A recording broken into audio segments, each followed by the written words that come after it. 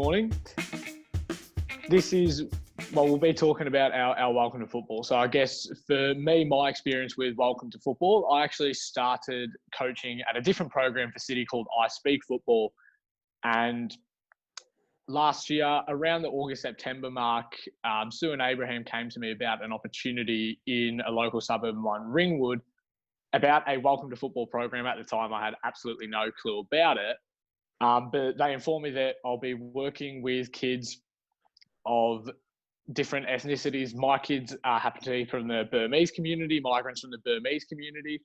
And I was going to be working with them, introducing them to football. What the program says, Welcome to Football. A lot of them are newly migrated families. Not many of them that I'd found had been here for over a couple of years. And the Welcome to Football program for me was just sort of showing them what football can do. So obviously I was there to teach them technical skills, but I was there teaching them communication as well and respect as well for me being their coach. So, you know, that goes back to when they're at school, being very respectful to teachers, being very respectful to each other as well. So for me, the Welcome to Football program teaches you the football skills, as well as it teaches these kids the life skills that they need. Obviously, coming into a different country is absolutely huge for them. And so things like respect, positive communication, all that kind of stuff, I think is crucial for them to learn when trying to engage in new communities. And I guess, Michael, with you working at an English language school, I can imagine that you sort of encounter that need to promote the positive communication as much as possible, because these kids are coming from various backgrounds, various different languages. Would you like to just touch base on that? Yeah, I think the points you made are very true, particularly about the dual purpose of teaching kids socialization as well as teaching them a technical skill, in this case being football. One of the additional things that we found it does with the kids, it brings out self-esteem and it brings out self-worth. When you are privy to the background history of the family and the nature of fleeing from Syria to Lebanon, or Goma, Congo into Burundi, or Kandahar to Pakistan, and what the kids endured just in leaving their home countries, and unfortunately what they have seen within their countries before they left, particularly the Syrian children. They arrive in Australia with smiles on their faces, but it's a lot to take in a new country, let alone the reduced self-esteem they have in the way they were treated in their former countries. So the positive is that the football clinics, and by coincidence, my cohort is basically, my groups are basically Congolese, Syrian, Afghan, and a small percentage of Malaysians. They all know football, they love it, but they didn't have much of a chance to play it on the road. Yeah. And when they get back onto that training field, you just see the difference in the kids' faces, the smiles, and it's something they can hang on to. It's a branch, it's a metaphorical branch that they can reach out and grab, and so it really uplifts their self-esteem. Some kids have gone from the Melbourne Project into joining Division 1 clubs in Shepparton, for example. Some have gone on to join the Golden Suns, which is really great. At school here, we were just about to kick off our monthly students and teachers versus parents social footy on Wednesday from 4 to 5 p.m. But that's still going to happen. Yeah, so we want to bring the parents in as well. Because when the kids go home and talk about it, the dads sort of come down, from a distance, and they sort of say, well, what about us? So it's a win-win for everyone, apart from the fact that they're learning skills. Yeah, so we know the importance we know the importance of what sport does, like Mike said, like just to make, like, especially if you're coming from a refugee camp and you're coming to Australia, like to make friends. For me, growing up when I was 6 years old, 7 years old, my longest friends are people that I play soccer with. So just through that, building that capacity, and then it gives you life lessons, like you mentioned as well. You learn so much from a soccer field, like it's understated of how much you can learn from a soccer field and from your coaches, from your teammates, and then through our programs, and then Welcome to Football program. It's just about bringing these kids together and then showing them that and supporting them, and then saying, we've got this opportunity to play in the Melbourne City Cup, and you get to play against other NPL clubs, state league clubs. And then for them, they're playing with their friends. They're building that relationship. And yeah, they were stoked about it too. They get uniform and so on. And then it's just, what can we do more? Like, you're not building them together and then saying next year we'll do better and so on. And it's not about the result. It's about what you're building together. Yeah, and I would completely agree with that. Like for my personal experience, my introduction to football was just going back, to my local club and playing there.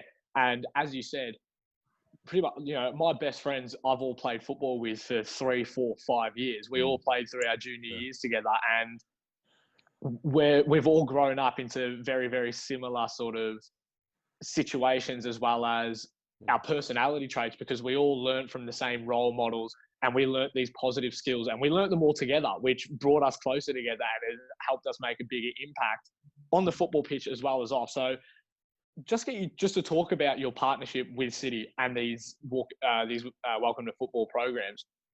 Yeah, so Football Empowerment, we've been around for 3 years. So we run similar, just free soccer programs to get the young kids engaged.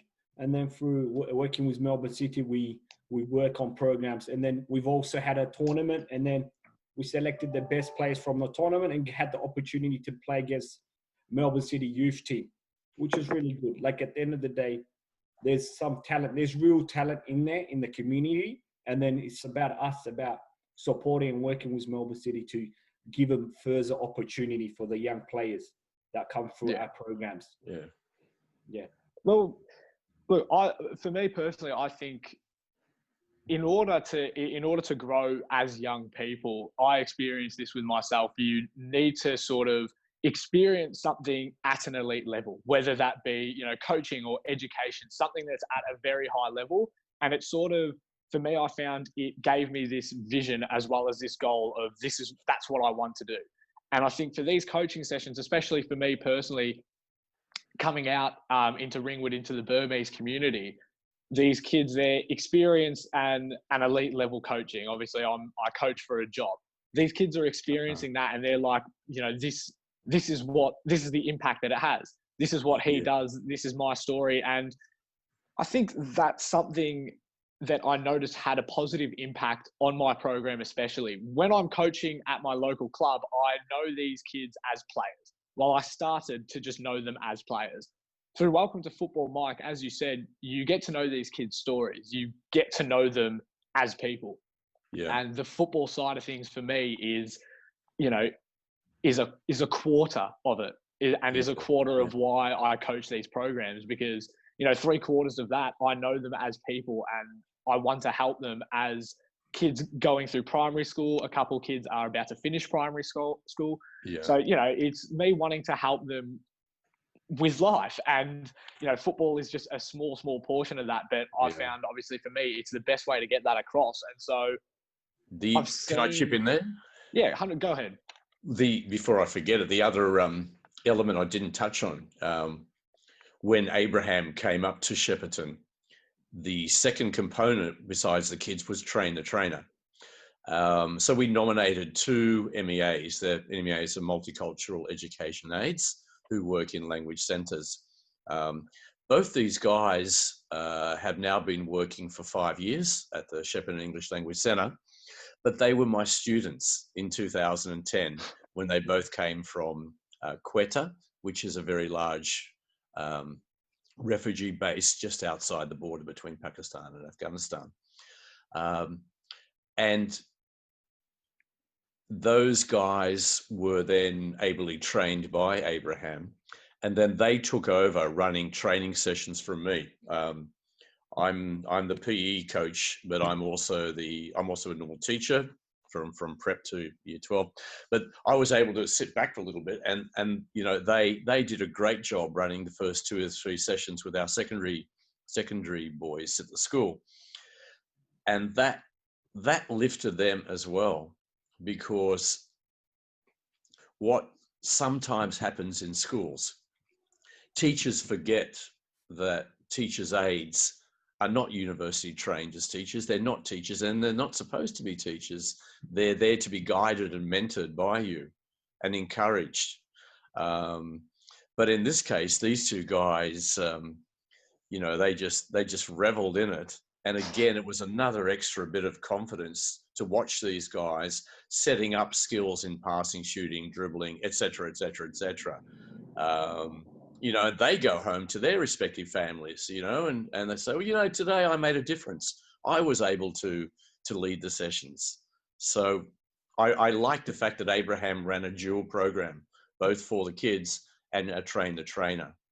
I'd just like to thank Melbourne City, because you guys kicked it off with our language centre in June last year, where you basically said, listen, we'll throw a bus in. Would you like to come down and watch Melbourne City play?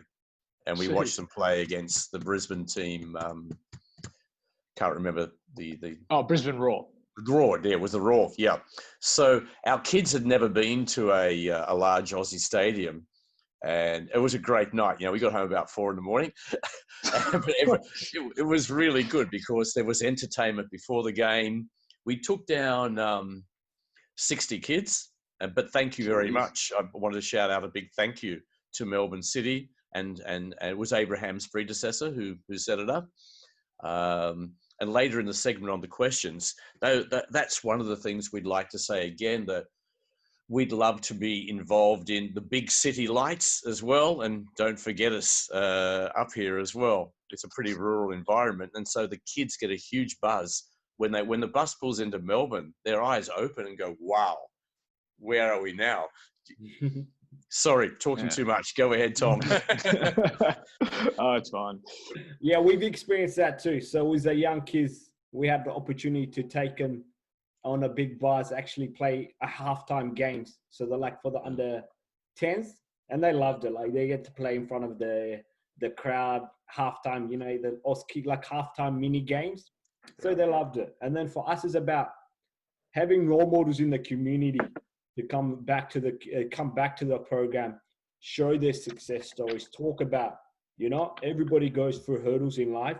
It's about overcoming them and just being consistent is the way of doing stuff. Impact that it has on families. Obviously, Mike has spoken about it. I've spoken about it through football empowerment, as well as having that partnership with City. On top of, you know, perhaps having a regular City Cup team, what impact have you noticed that has had on the actual families of the kids? Because the kids aren't busy going out. Like their parents see the benefit it has, especially the friends they're building, the friendship they're building, making sure with new emerging community thing, refugee background, they want to ensure that the kids have good role models, good peers. They're not drifting in the wrong crowd.